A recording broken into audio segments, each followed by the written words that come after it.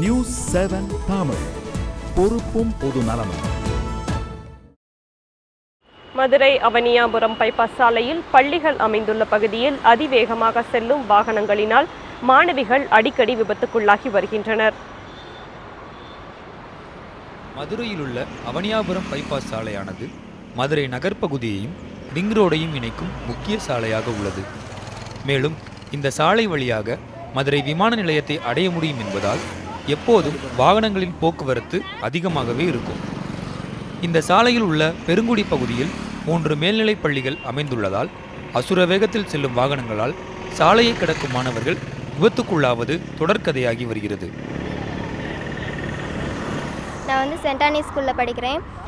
காலையில் 8:30 ஸ்கூலில் இருக்கணும்னு சொல்கிறாங்க. அப்போ ரோட் கிராஸ் பண்ணும்போதெல்லாம் வண்டியில் வேகமாக போகிறனால ரோட் கிராஸ் பண்ணி டைமுக்கு எங்களால் ஸ்கூலுக்கு போக முடியல. ரொம்ப பயமாக இருக்குது.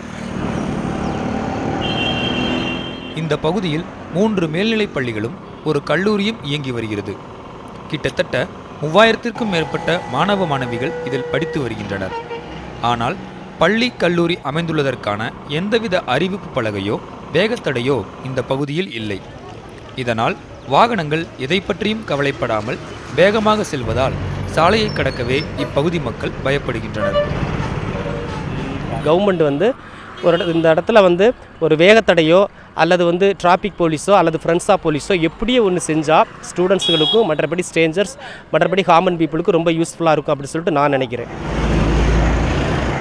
இந்த பிரச்சனை குறித்து சம்பந்தப்பட்ட அதிகாரிகளிடம் கேட்டபோது கூடிய விரைவில் அங்கு பள்ளி நேரங்களில் மட்டும் போக்குவரத்து போலீசார் பணிபுரிய நடவடிக்கை எடுக்கப்படும் என்றனர்.